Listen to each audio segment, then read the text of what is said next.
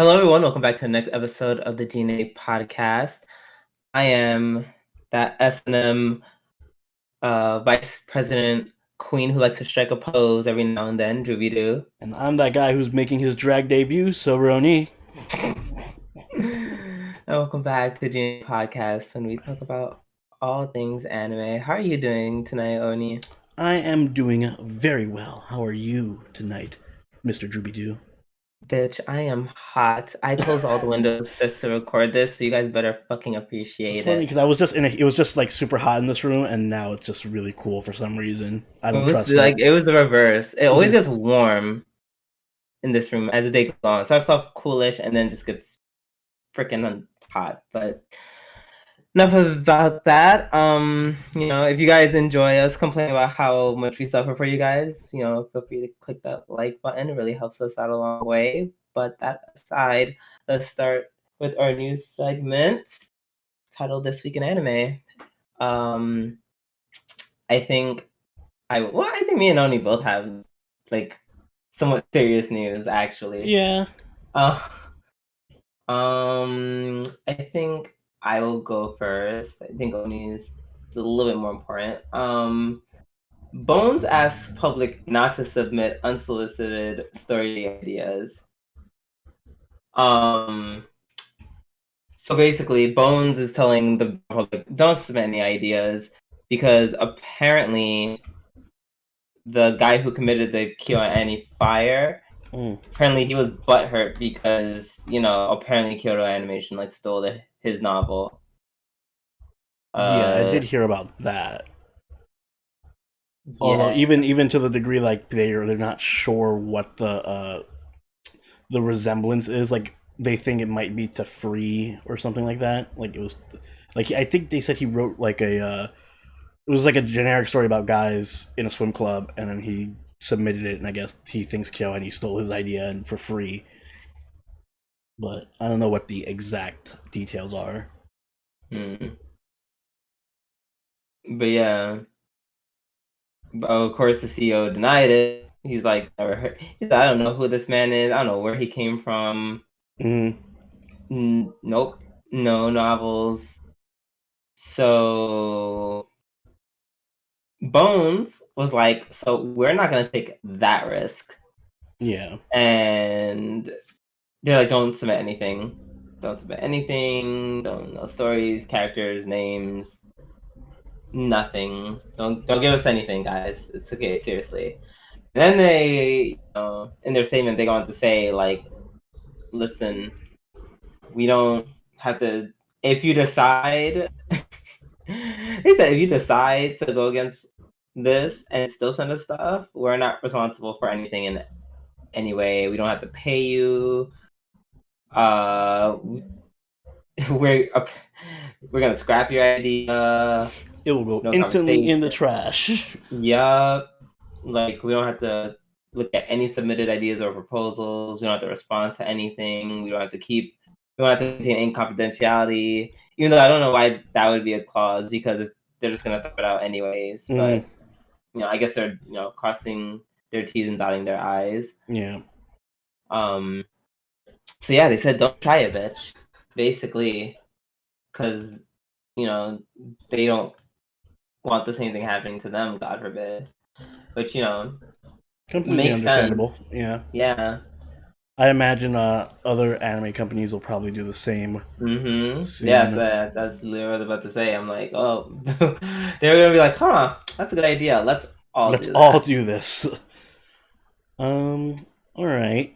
My news is going to be about the rapper Lotus Juice. He's a Japanese rapper. Most notably, he does a lot of the Persona songs. I think he does a lot of the remixes for like the dance all night games and stuff. Very good music. I love his remixes. He actually was. I didn't know he. Well, he didn't. It wasn't born in the U.S., but he lived in the U.S. for a number of years, and he just came out in support of the BLM movement. He posted about it on his Twitter. He told his personal story about a friend he had made in the United States who was black, and how he was mistreated. And I just think it's an important story to say because it just goes to show that even someone a whole world away, can still contribute to the movement and share a story, and it really does make it feel like it's a whole global movement and not just a really local one. You know what I mean? Mm-hmm.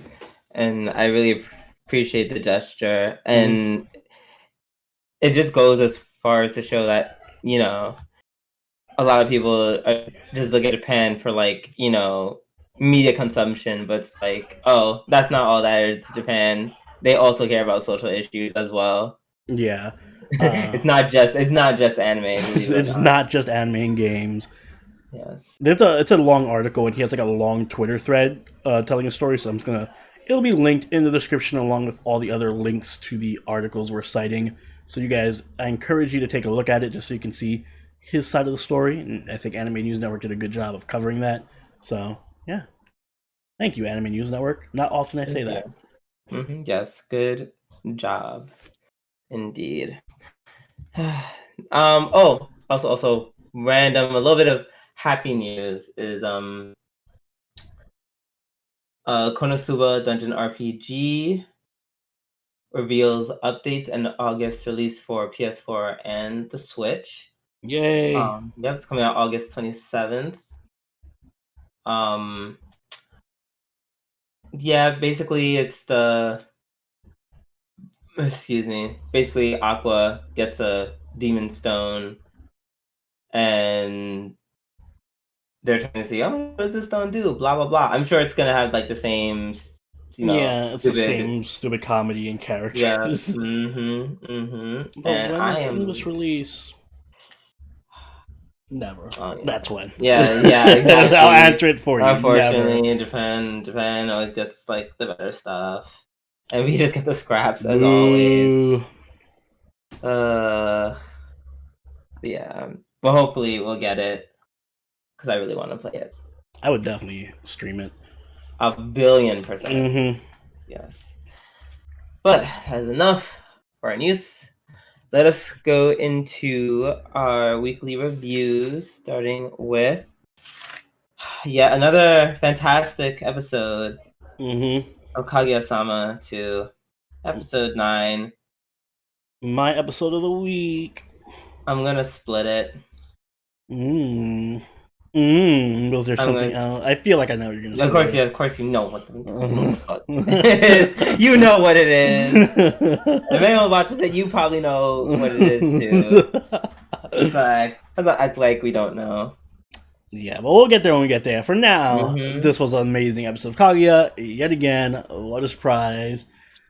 It was. I think this one was one of the ones where it's just funny all around. Like all three little segments just had their really good moments.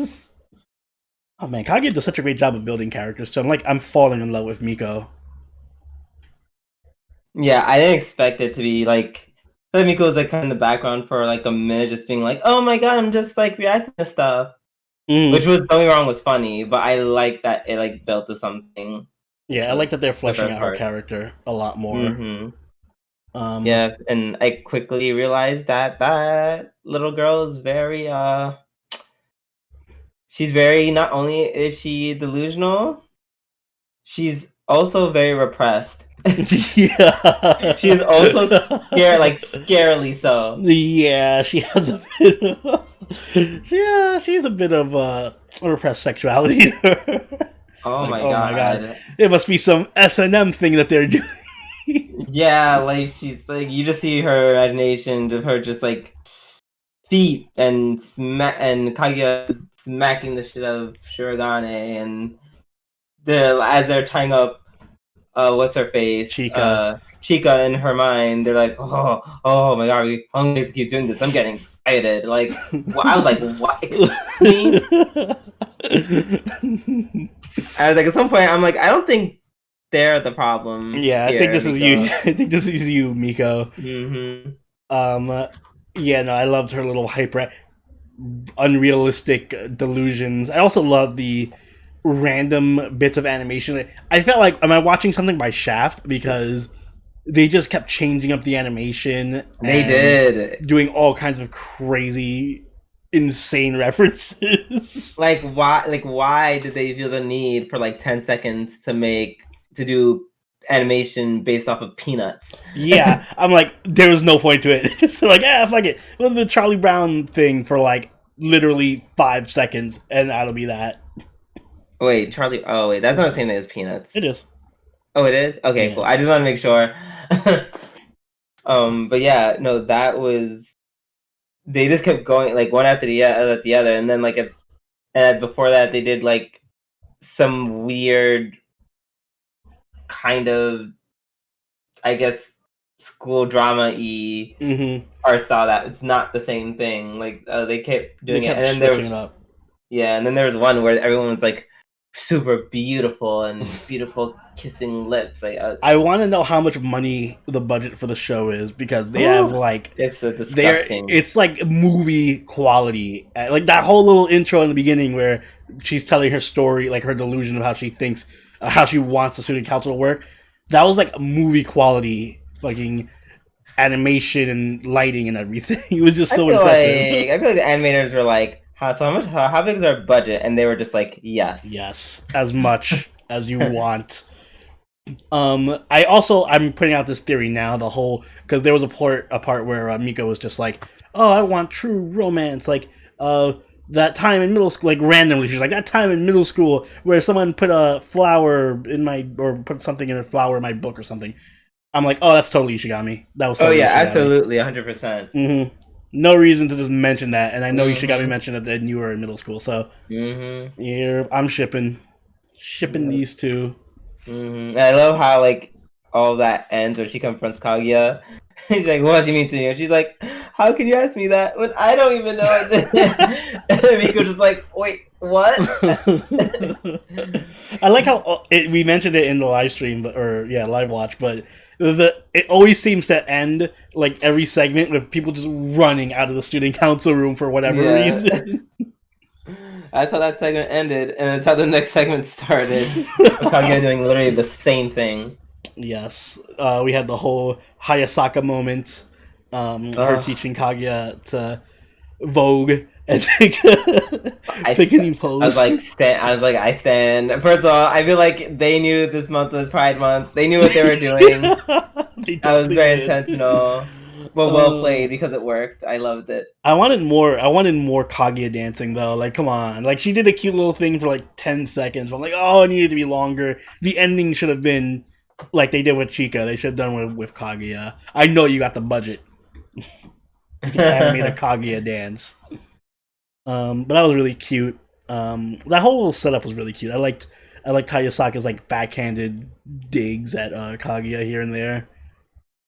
Like, oh, this is the first time in a long time I felt like you were a genius. That alone took me. I was like, no, I can't. Literally, no competition. This episode for sure, because there was no Chika this episode. That was such a silent drag.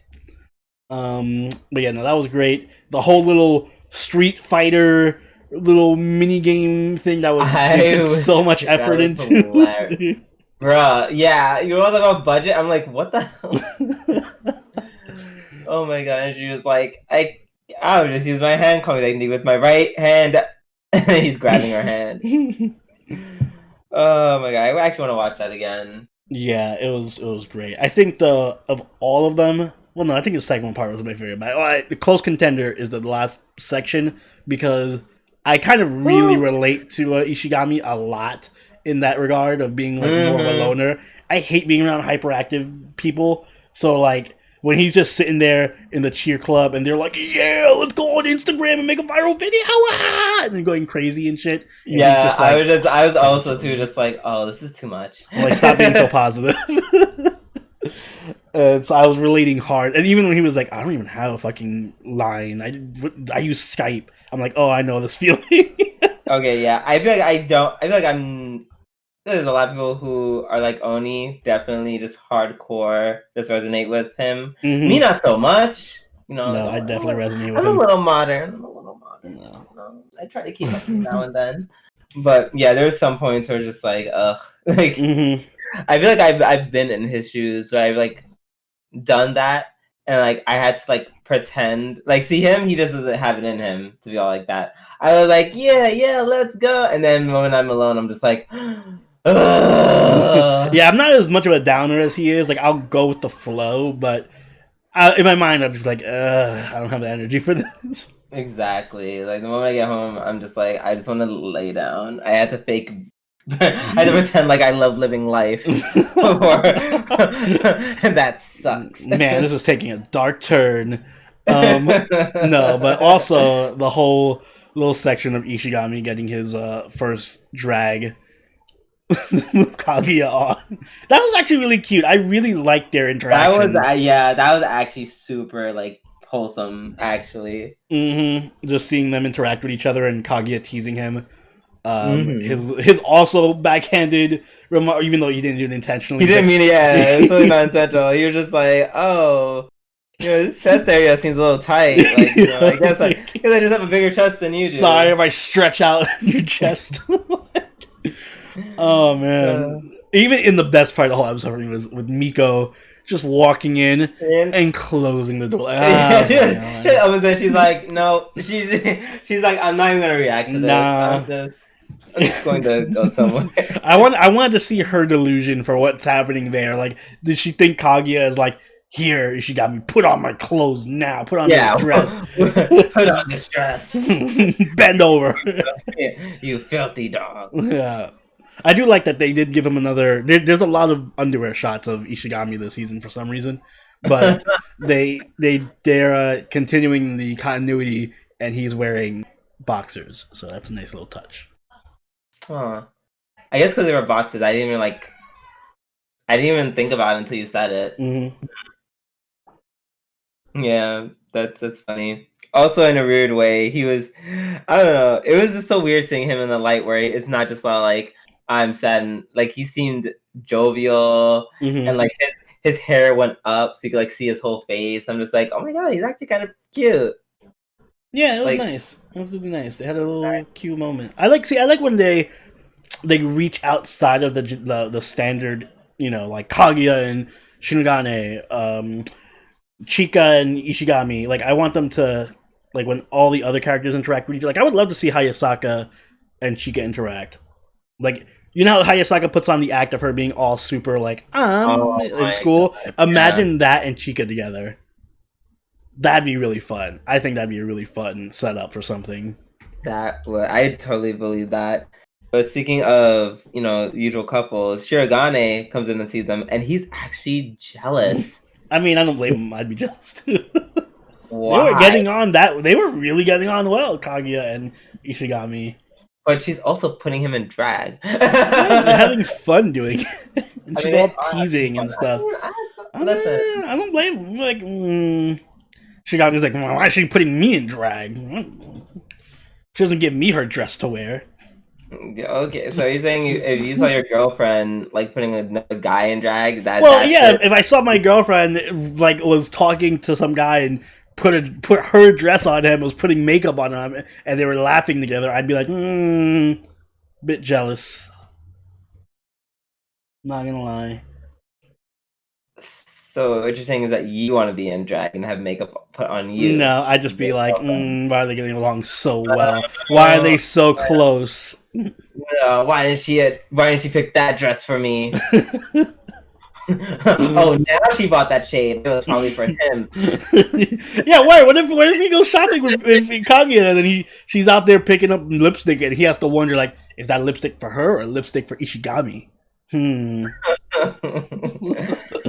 Oh god. So yeah. So you heard that, ladies. If you have any gay friends, watch out. Oni's here and he's insecure. All right. Let us move on to the second anime we're covering, which is Fruit Basket, second season, episode 9, which is my other half, of course. Oh, yeah, so surprised. How could it not be? The Kyo episode, you mean? Yes, exactly. I mean, I don't know how to feel about this episode because it made me upset. Like, I was just angry the whole time I was watching. I was angry. I was upset. I was like, I mean, it's like I was, but I wasn't. Because because it's like I knew what was going to happen, and everything that I said that we thought was going to happen did indeed happen. Yeah, Except for the ending. That's what made. Yeah, It could have been all like depressed and and then he said, "You know what? Fuck this shit and fuck Akito. I love Toru."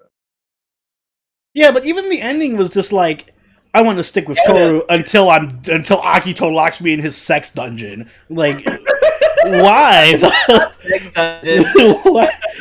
Why do we have this like default to Akito's stupid ass rules? It doesn't make any sense. I guess they kind of revealed that he probably is the rooster because that's the only one that we haven't seen yet, right? I could have sworn. I guess one of the other dude was. Or is the other dude a rooster? I don't know. Wait, who's the snake? I thought Akito was the snake. The snake is Yuki's brother. Yeah, and it's the monkey. There was a monkey. I know there's a monkey, right? I just don't remember who it is. There's a monkey. Is it the new character who's like in love with Io? Maybe. Yeah, I need a refresher course on who the Zodiacs are. But you know, fuck Akito. Yeah. Also, really, I kind of find it really hilarious that, like, of all things, like, the cock is Akito. Like, yeah, what a dick. Literally. Yeah, no, I can't stand Akito. I just can't stand him. It's not even like he's a good villain. He's just an asshole that I don't understand. He's not intimidating at all. Like, not at all. He's just like, I just like psychologically torturing everyone. Yeah, like he's not beating them up, and I don't understand why. It's like, you know that when we were watching Golden Kamui and the villain there, the antagonist, he's like super intimidating, and you understand why people are afraid of him. Yeah, because he's fucking crazy. But Agito's crazy, but he's crazy in the way it's like, okay, but why are we like? He's crazy in the way you would see a guy on the subway that's he's yelling at you. He's basically like just gay Shinji. Yeah, like pretty much. I don't understand. He pretty much is actually gay Shinji. Yeah. Why don't they just punch him or just like, especially with Kyo? Kyo could have just literally be like, I will kick the shit out of you, man. Just back up. Yeah, I know there's a reason. There has to be a reason. I'm waiting for this reason. I swear to God, it better be he can Thanos snap them out of existence, because I don't know. I saw that. I saw like the snake things, like or those lines. Like, I don't know if that was just, you know, some kind of what's what I'm looking for? Help me here, friend. The detail, like not scales. Maybe like a it's like a metaphor, like a visual metaphor of like Akito's words like seeping into him. Mm-hmm. It's either that or it's like an actual like an ability, like where he's just like, I will drag you down to the fucking netherworld. Yeah.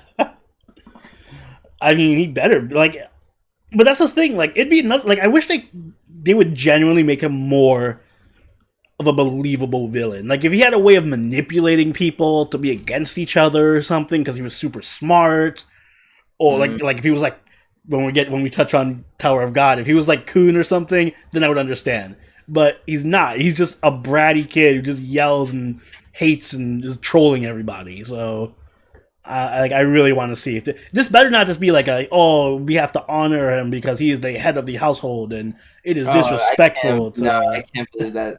That's true. I really couldn't. If that was the case, I literally would lose my mind. Mm-hmm. Actually, lose my ever loving mind. But yeah, no, he's, especially when he was talking to Kyo like that, like, fuck you, man. Yeah. Oh, I hate him so much. Yeah, although I'm kind of mad at Kyo for making that really dumb bet. Yeah. Really awful bet. Like, Kyo, I love you. You are actually my favorite. But that was so stupid. That was so very dumb. If I can't beat him, I'm locked up in sex dungeon forever. Sounds like something you would just get out of a doujin or something. God. And now he's like, I'll visit you. And I'm like, why? You don't even like me. I also shout out to the shit parents again making an appearance this episode where they're just like, oh, you're the reason your mother died. Ah, the Kyo's over here like he's like 5, and then Yeah, he's like, you get it? you're You, horrible. your mother, get it? It was suicide. Your mom took her own life, and you are responsible. You're the reason, 100% You are a responsible. monster. Meanwhile, he's just like, I just asked if we can get some yogurt. Yeah, the kid's like, Dad, Some yogurt. Dad, can I get some chocolate milk? Murderer! Monster! Mother killer! Why don't you tell your mom to get it? All right, you murdered her!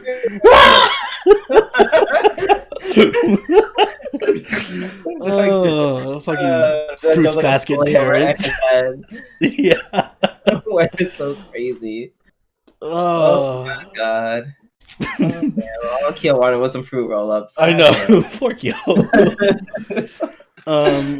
There was one interesting tidbit. I don't know if it was talked about before, but it looks like maybe Kyo knew Toru's mom. Was that mentioned before? I don't remember that. No, I thought that was just the way he imagined her in his head. Because there's no way I would forget that. Like, I remembered when Yuki was like, I met Toru a long time ago. Gave her my hat. They were like showing him like talking and playing with some old woman that looked like Yuki's mom, like Toru's mom, and then she's like, "Oh, here's a picture of my daughter," and then like pan to Toru. Yeah, but I don't remember that. Like I feel like that'd be so random to just interject. It is random, but I wouldn't put it past the show. Like, it does a lot of cliche things. It's definitely Fruits Basket does a lot of really cliche things. It does them well, but I wouldn't put it past it. Be like, yes, Toru or Kyo actually knew Toru's mom and knew Toru a long time ago. And then Shigure actually met Io when she was 7, because why not? Actually, Shigure is really Toru's dad, and oh god, they probably could do that too. I hope not. We don't need any more incest in this story. It would explain a lot, actually.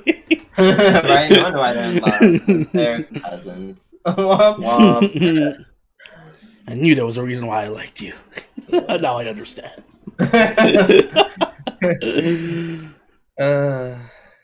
Gosh. Yeah. Oh, and then also at the end where Kyo was just like, let's do some furious intimate hand holding.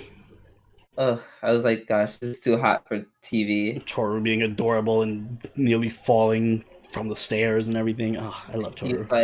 He's like, I love you. It's okay. You can be just the way you are. Like him reflecting. Oh yeah, I love the part when he was like actually like reflecting on like Toru as a character and how he feels about her. Yeah, it was really well done episode. Like I feel like as angry as it made me. Exactly, like the slow burn from season 1 up to this point, it felt very well paced. Yeah, definitely. So when this moment happened, it super paid off. Yeah. Fruits Basket's pacing is really slow, but I like how it's picking up now. Exactly. And that is in contrast to the next thing we're going to talk about, which is Tower of God episode 10, because this felt like a fucking, I don't know, 50,000 things happened this episode. I'm looking at my notes and I'm like, nothing makes sense. I swear to God, like I looked away a couple of times, and they were in like every time I looked away for like a second and I looked back at the screen, they were like 2 completely new characters in a different setting, and I look away again and I look back and there's another 2 characters in a different setting talking about something else, and I'm like, all right, can you focus on one scene, please? Yeah, this was just, let's push as much story as we can into one episode. So, in important news, I once again continue to stand for Kun. Because Kun really just was like, hey, you know how I orchestrated like so much shit? Let's keep going. I forgot what did he do at the beginning? It was very specific. What, with the letter? Yes. There you go. Yep, Yeah, it he was wrote the him. letter. He wrote the letter, and I'm just like, fuck. Yeah, I'm surprised I didn't even think about that. He tricked me because I was so sold on like, oh, it must have been Rachel who wrote the letter to trick him and get Ho killed or something. But I nope. just thought Kun already, did it so much already. I didn't think he could do it. He'd do even more. I feel like anytime there's something happens, I'm just gonna blame Kun. Kun did it. Must have been. But I do like how natural it feels. Like he really is a schemer. It doesn't feel too far fetched. Yeah, because if he went so far just to screw over his own team so the other team could win, but then that wouldn't matter because he made Ho go through all of that. Oh God. So, yeah, so he found the note, and then he just keeps going. He's like, "So hey, administrators. So here's this note." Did he show them the note? I think he did, and he was like accusing the other administrator of writing it, right? Yeah, exactly. So, like there may have been another administrator who wrote this, maybe a banker. He's like getting everyone to turn against each other. Oh my god, I love him. Yeah, he's Lelouch 2.0. Basically, like he's doing Game of Thrones all by himself. He's out here he's playing Game of Thrones. Everyone else is playing checkers. Exactly. Speaking of administrators, Rock was unfortunate to run into one. That was really random. That was hilarious. He was like, "Get out of my way, small thing," and he, excuse me, bitch. He's like, "Oh, sorry, I can see you." Yeah, I thought was that's so hilarious and petty. I would totally do that. It's funny, power. And the thing that makes it funnier is that he just stays like that. Like, is he gonna be like that for the rest of the show now? Yeah, exactly. Is he gonna be like a mini alligator form for the whole thing? First of all, Small Rock is really cute. Oh yeah, I totally buy like a stuffed toy. He looks like an evil Yoshi. Not evil Yoshi. Oh my god, he does. Like I love that part where like I forget what happens and they're all fall like he fell over and then Kun come on to help him up. And I'm just like, that is so cute. Oh yeah, it's adorable. I want to see merchandise and I want it. I want Little Rock plushies. Yes, please and thank you. And I also want to see him fight with that giant spear while he's a little kid. Yeah. But unfortunately, more sad things than good things happened this episode. And by sad things, I mean more simp things happened. Oh god, I hate Bam. Bam. God, he is like, "Hey Rachel, I know you did all this and you threw me away and everything, and because of what happened, you're now paralyzed. You literally can't climb the tower anymore. How about I don't know, just carry you there?" Rachel's out here like, listen, I literally betrayed you and abandoned you because I wanted to get to the tower, right? Threw you to the side. She's like, you really don't have to do this. You really don't. She's like, it's one of those things I can't even be mad at her anymore because she totally acknowledges what she did was wrong. She's like, I totally threw away. Like, you just gone without me. What are you doing? Like, she's like, what are you doing? I'm like, all right, that's the other issue I have with this. I'm like, I'm waiting for Rachel to do something to, like, justify her being in this. Like, why is she here? Like, everyone else in this examination is about 500,000 times stronger and more talented than she. What did she do to get here? Like, why? Why is she here? Can she? She can't fight. She's not particularly smart. She isn't. She's like literally getting carried by Bam now. So I'm like, all right, you're not smart. You're not strong. I mean, I think it has something to do with that giant spirit. I think they're connected somehow. Maybe that's the best thing I can think of too. It's just some giant spirit magic that she has or something. I mean, it makes sense. It disappeared when she got stabbed. So they're connected somehow. Oh, maybe she doesn't need a wheelchair. That thing will just pick her up, put her on his back. and she could ride it like a robot. But Yeah. yeah, other than that, a whole bunch of other stuff happened. We had what's her name, really cute girl, drop out of the whole exam. After the funeral, first of all, that is a The world's massive. quickest funeral. I mean, I didn't care for it to go on any longer. It was just the right amount of time, bro. But yeah, that grave site is massive. Mm-hmm. Holy hell! It's like, oh, it's just one. See hundreds of windows. Mm-hmm. I'm just like, damn, they are all dead. Yikes. But yeah, she was just like, damn. Homegirl was like, damn, that was tragic. I can't do this anymore. I need to go. And I can't blame her. I can't either. I wish they had spent more time on. Like, they rushed through so many important scenes. I felt like they could have put more weight on the funeral a bit. They could have put more weight on her leaving. Like, yeah, I mean, I don't give a shit about Ho, but it could have been like a moment where they all realize, like, oh shit, we can die doing this, and this is any one of us can be like him or something. You know, like, what's the point of the funeral? They were just literally like, yo, peace out to Ho, bye. Yeah, they were like, damn, this hoe was crazy. This hoe was crazy. Yeah. Goodbye. Holy crazy. Peace. Personally, the less time spent around that scene, the better. I mean, I'm just saying, why bother including it? It didn't really serve any purpose whatsoever. Well, and then sending him off. It was a send-off. Very fast send-off. I also hate that they skipped over the drinking party. That could have been fun. Just seeing everyone get drunk. That's what I'm ticked about. Yeah. That I would have loved to have seen. Yeah, that would have been cute. Seeing like a knock get wasted in Dorsey or something. Mm-hmm. Great job just skipping that.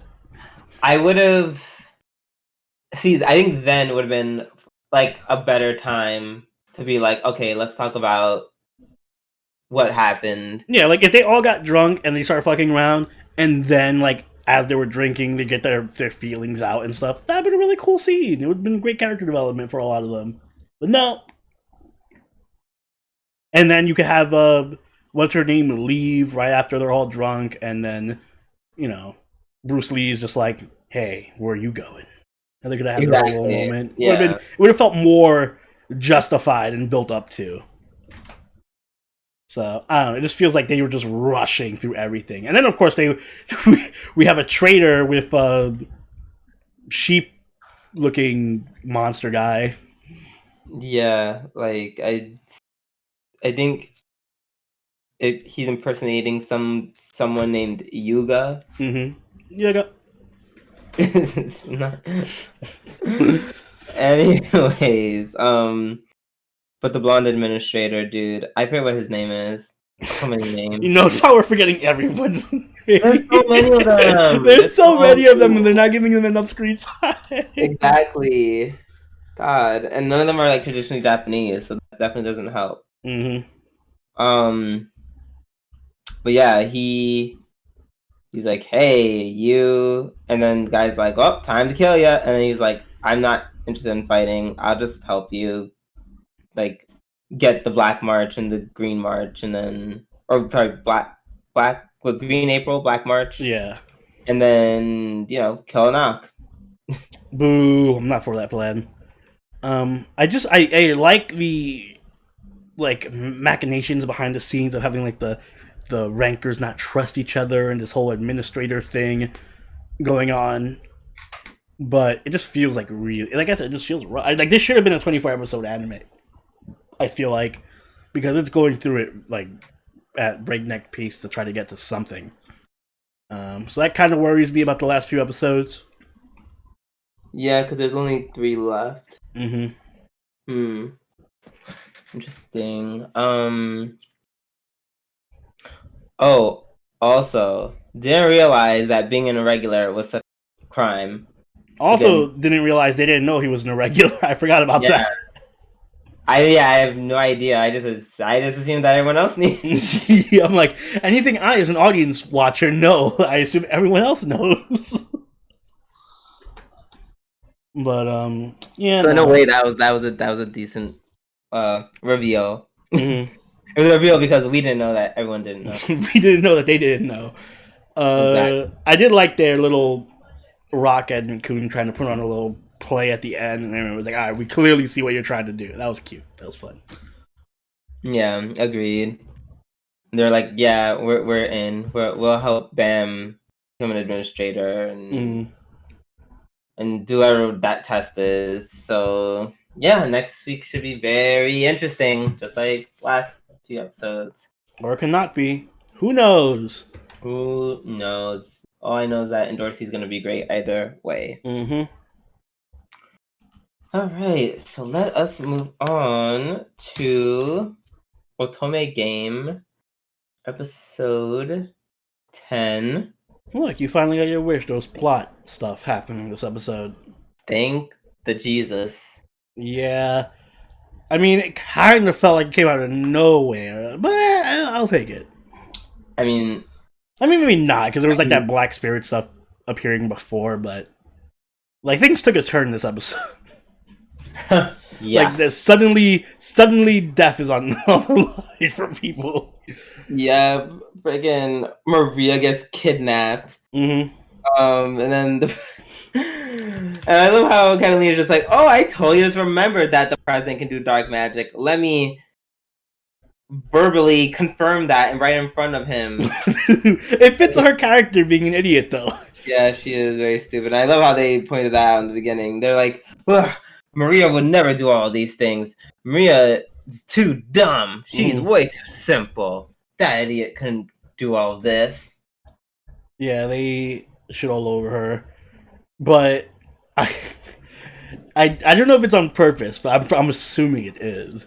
That the dark magic antagonist name is Serious Dick. So I don't know if that's a pun, but he is a serious dick this episode. Wait, like in translated? No, his name in the show is Serious Deek, but you know, serious dick. So I'm pretty sure it's Serious Dick as a pun. So good pun, guys. Good on you guys. Anime is the worst for all the red. That foreshadowing, we should have seen it all along. Hello, my name is Antagonist.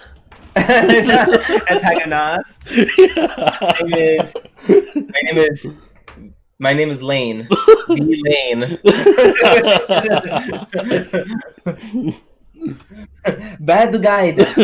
Yes, this is murder, right? This is murder. Murder. Murder her son. Yeah, Dur is my middle name, and my full name is Murder. But yeah, no, this actually had some plot to it, so I enjoyed the actual finally getting something in the way of the story. Yeah. Even though it's like I wish it was earlier that we got something happening. Agreed. Just a little bit of build up would have been nice. They stretched out the slice of life stuff a little too thin. You think? Maybe just a bit too thin. And now we have this whole plot thing in the last 2 episodes. Great. So Maria's alive, but just I was like, is he just gonna outright try to kill these people for no reason? I don't know. What's his motive here? Now that you're captured, I'm just gonna talk about how sad I am for a whole episode, long enough that someone's gonna find us and save the day. Yeah, just I've captured you. Now it's time for me to reveal my plan. Essentially, he just busts in, beats the shit out of him. Because was he at fire magic? Yeah, just lights him up. You're no match for my dark magic. Sets him on fire. Yeah. I did like that as they did the reveal. Like his face got really scary. Like in that shot, it got super. Like they used like the whole shadowing like very well. Yeah, they did a good job of doing the whole reveal. And maybe it's because I'm just bad Hmm. at figuring things. Well, first of all, I'm not bad at figuring I'm things not out. I just didn't care enough about the show. that far. We're going I was not paying enough attention to yeah, piece I anything did it together. a good way. I'm not gonna. Nope, that was actually for the other anime. But yeah, no, it was not. I wouldn't call it the best reveal. It was a good in terms of like when I was thinking back, I'm like, oh yeah, they did mention that it would have to have been someone who had access to the student council room or something. So I'm like, I guess it makes sense. It was at least foreshadowed and built up to. And if I had been paying attention instead of just like whatever, it's a slice of life anime, I would yeah, have probably been like, I see the pieces you're laying down here. yeah, I guess. It was more built up to than anything that happened in Tower of God last episode. Fair enough. Fair enough. Also, yeah, I really was like, I really was rolling my eyes when, as he was swallowing up fucking Catalina with darkness, he was like, "Oh, now you're mine forever." Tears. I'm just like, I hate you. You're annoying. Don't cry after you just abducted someone, you Mm-hmm. psychopath. Crazy. Mm-mm-mm. Well, speaking of crazy, this next episode of Nami Kiitekure. Mm. Yes. Blah, blah, blah, blah, Kiitekure, episode 10? What did you try to say? Like Gesundheit? Yeah. I was trying to say the name, but I forgot what it was, and then I remembered Kiitekure, episode 10. Nami Kiitekure. There you go. Whew. I don't know. I wasn't a big fan of this episode, actually. I didn't like. Okay, so was it better than the last episode? No. Mm-hmm. I feel like because for a long time, it's one of those things where it definitely went too much into the radio thing again. Yeah, exactly. I cared more about the subplot of her teasing her coworker and then the other girl Yeah, being like, that's why I'm fine. That's why I'm fine with this. Even though they took a big chunk to like talk about sound production, whatever. mm, The ending was funny in a really, really uncomfortable, awkward way. yeah. But yeah, the whole thing with Nakahara, What that was the random scene at the end of them like burying her ex boyfriend. oh yeah, that's what I was referring to. Yeah, Yeah. that was pretty funny. But no, the whole scene with Nakahara at the restaurant. Mm-hmm. Oh Yeah, yeah. that was a very good scene. It was, which is why I was angry when they cut it short to go back to the radio stuff, and I'm like, come on, it was such a good, like she was digging at him because she's clearly, feeling the type of way, and she's digging at him because she knows it's gonna rile him up and get him uncomfortable. And then Makie, my girl, shows up and is like, listen, stop treating my man like shit and get your shit together. And then we go from that to Oh my god! just like here's these two people making dumbass sounds with their mouth for 20 minutes. I was so shocked that Miss what's her name again? The other Maki. girl, Maki. Mm-hmm. Maki grabbed what's her face Minaria, went to the room and said, "Listen, you need to stop acting a fucking fool. All right, you're being a bitch." Yeah, Like I love her. she clocked her like it was no one's business, and I was like, "Oh." I wanted more of this. This is the one time where I was like, I need more of this drama and less of this comedy thing you guys are doing. Now you want. Now you want. Yeah, now I want. And I loved like Maggie's little thing at the end where Minari's trying to get back at her, like, oh, aren't you two living together? And she's like, I'm staying over his house. We're not living together, and it fucking pisses me off. And then she's like, walks out and like, oh, I want more. Yeah, Minare is like, God, Minare. This is what I love about her character because it's like I go back between loving and hating her so easily because she was so trash this episode. Yeah, she was really petty. Obnoxious episode. Oh yeah, no, she was a bitch. Like period. Cut and dry. She was not nice. Like ugh. Poor Nakahara. First of all, I love how he's such like I don't want to say an idiot, Mm. but like just the first scene where they go in, he's like, "Oh, this is wheat gluten." He's like, "Yeah, it's wheat gluten. I'm trying to make it. I switched it up for my veggie dish," and she's like, "What?" When he said the first time, and then it was that scene where she's like making fun of him. Mm. I didn't like my brain didn't register. I had to like go back, and I'm just like, "Huh?" And I'm like, "Oh, that's the joke. The joke is that what he said makes no fucking sense." Got it. Oh, he's like I'm really growing to. Well, I never didn't like him. You're the one who hated him. So Yeah, I did hate him at first. Now I'm just like, "Aw, you're so special. Bless your heart." he's just Like, really dumb. So he's like a and yet, lovable dork though. yeah, apparently he's like super capable. Mm. Like, Oh yeah, I mean, like Ari was pissed about that. yeah, exactly. He's like, and it's weird. So see, it's like, wow, she was a total bitch at that part. Before she was super self like reflective, Mm. like how she is in relationships, like which not many people are. At least not the way it counts. Excuse me. I feel like her self reflection was a bit like it was good, but it was also in her reflection kind of revealing she's not really built for like any kind of healthy relationship. Because like, oh, I need somebody who's like not good at doing anything, so I can take like a baby them. I want to feel like I'm needed. Yeah, like, basically, like I want this person to depend on me to take care of their basic needs. And I was just like, ugh. First of all, tell any man that because they will just line up to be the worst. Oh yeah, or like what? You're giving me license to not do shit? Yeah. Only stay away. No, kidding. New favorite girl. Yeah, right. I'm kidding. Question mark. But yeah, he was like, "Oh yeah, I cook for myself. I'm getting the sewing. Yeah, I like to clean." And I'm just like, "Oh, so you're just you're a proper adult." Mm-hmm. And you're just like, "Ill, no thanks." I kind of felt bad because for a second,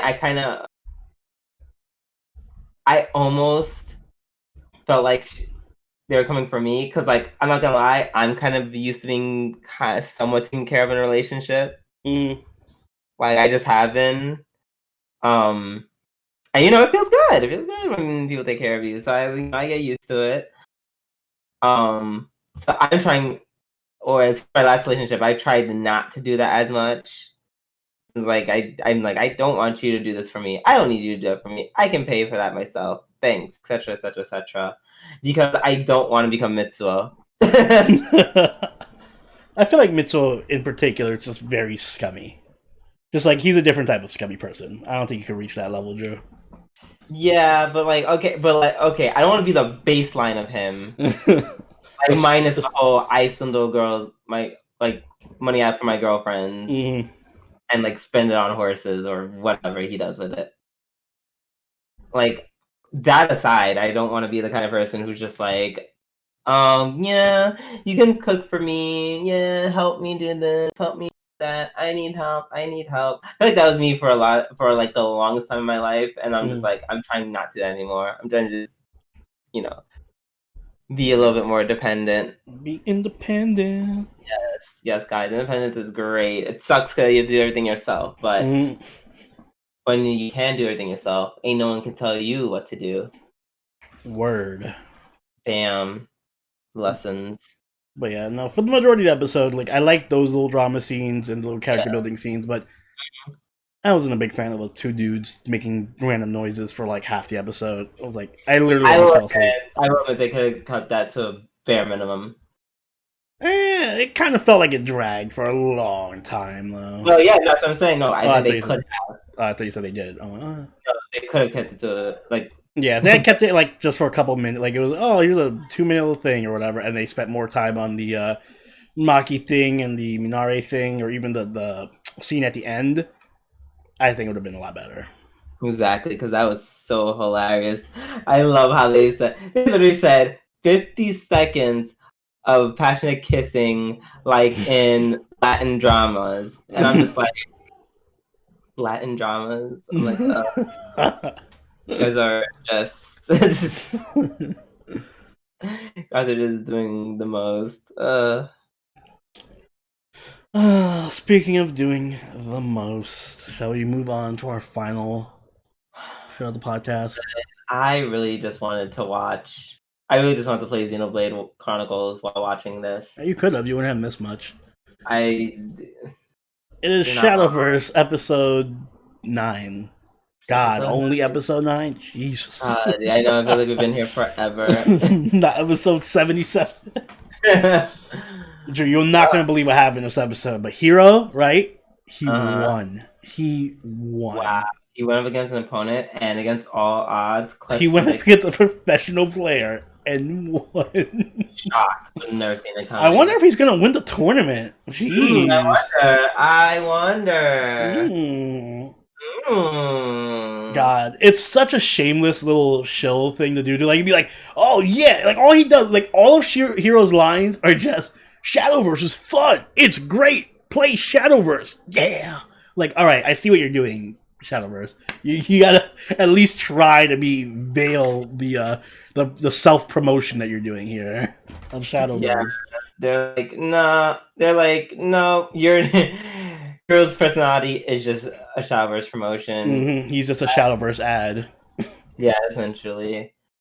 I'm also pretty sure they're not following the rules. Like, there's no way those cards are real or anything. Oh, they're probably going to. What do you mean, like those like special cards that you've never seen in the game? Yeah, those. Yeah, my theory is that they're probably just gonna put it in the card game and probably won't. Not in the real game. Yeah, not in the real game, because that. To be honest, yeah, like that would be kind of broken. Like, you think? Oh, those characters just monster gets the ability of anything he kills. Yeah, I was like, excuse. First of all, the golden itself was amazing. The golden itself was a broken card. Mm-hmm. Kill anything with the difference or less, and then bring it to my side. And then if it was evolved, it stays evolved. Yeah. What? What? And apparently, it can also attack. Like, no. It's just like I don't know how to. Well, I know how to feel about the show, but I don't know how it got to this. Like, I want to know what the production meetings were like, if there were any there. Like, did they just even try to make the show interesting or appealing, or they were just literally like, listen, it's just a marketing ad, whatever, I don't just put anything you want on the screen. Yeah, they were like, listen, this is a company named Zex. They were like, we need the money. We need the money. Anime that we like. It's funny because Zex did, I'm looking at their thing now, and they did Frame Arms Girls, which is another product placement type show where it's like, oh, we're going to promote this model kit series. But Frame Arms Girls was like actually funny and good. Like, it wasn't great, but it was funny and had effort. This is just like, this is purely just cash grab. Pure cash grab. Well, I'm looking at all these titles that they did from. Wow, they've been here for a minute. Yeah, they've done a few things. They did the Samurai Girls. Interesting. Which you like? They did do Kiitekure. I did. I love De Capo. Wow, what went wrong, Zex? What happened? Yeah, like what happened? They were very popular in like the late 2000s. What happened, Zex? They did H2O. H2O was alright, but it was really pretty for its time. I remember that being a thing. Kokaku no Regios was also a shit horrible show, but it had one of the best girls of all time in it. So I'm gonna open another tab in case I want to revisit that. Mm-hmm. Well, yeah, no, Shadowverse is just, it's hard to talk about Shadowverse because there's nothing to say. It was just, they did a battle, they didn't follow any of the rules of Shadowverse, and then Hero won. The same thing happens every episode, and it is mindlessness. like I'm waiting for them to do something where they just replay an old episode and see if anyone notices.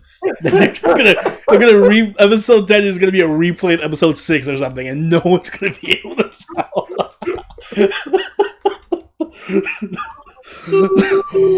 So funny. No, they just have very just slightly different dialogues, and it starts in a different place, and then the moment the battle starts, it's just the same fight. They invert the sides of the battlefield that they're standing on or something. Everything else is the exact same. It's amusing because it's like even like King's Game and Ginno Guardian, for as low effort as they were, had like entertainment value. Entertainment, in some warped sense. Like even though I dreaded watching King's Game, at least there was always something to talk about with King's Game because something crazy and wild would happen that makes no sense whatsoever. This is just literally the same thing over and over and over again. It really is, and it's like, damn. I thought like we get all these like basic bitch kinks worked out by like episode 5 or 6, but now we're episode 10 for next week, and yeah, it's rough. It's really, really rough. It is. It's so rough. Thank God it's almost over for us. Anyway, it's almost over for us. It's almost over for us. You know, I feel like I will actually go back to this series, but like episode like 30 something. Like just to drop in and see how it is. Like if it gets any better. I just want to see if they have better cards. Imagine if it becomes like a like we drop it and then like 5 months from now we're like, you dropped Shadowverse, the anime of the year. Oh my God! You just have to get through the first 12 episodes and then it becomes amazing. I still would be like, I don't care because it shouldn't take 12 episodes. It becomes the new Lost in the Abyss or whatever.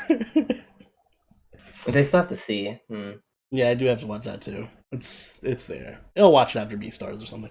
Either way, that's all I have to say about it. Drew, do you have anything you want to say about it? Please take it away, my friend. All right. Guys, if you enjoyed this episode of the podcast and you liked us somehow talking for so long about Shadowverse, then make sure you hit that like button and subscribe so you catch the podcast as it goes up every week. Also, if you haven't already, do follow us on Twitter, follow us on Twitch, and follow us on Discord, all linked in the description down below. You can even go that extra step and donate to us on Patreon, like all these lovely patrons on screen right now. One of the benefits of being a patron or being a member on YouTube is that you do get access to our super secret midnight channel on the Discord, and you can even join us for the live watches we do every week. This season we're watching Kaguya-sama with our patrons, so if that's something that interests you, do consider becoming a member. And Drew, you have anything you'd like to add? Thank you guys so much for your support given recent events. A lot of you have reached out to make sure that, you know, we are okay and we're good. I appreciate the good wishes. You know, for all people who are being affected, you know, aka Black people. I love you. I'm sending you all my wishes. I hope that by watching this, you get some break from all the craziness happening. And, you know, I just want to give you a little bit of joy and happiness. Do our part. Same here, guys. Take care of each other and yourselves. And until next time, this has been Soberoni and Jubidu. we'll catch you guys later. Later. Bye.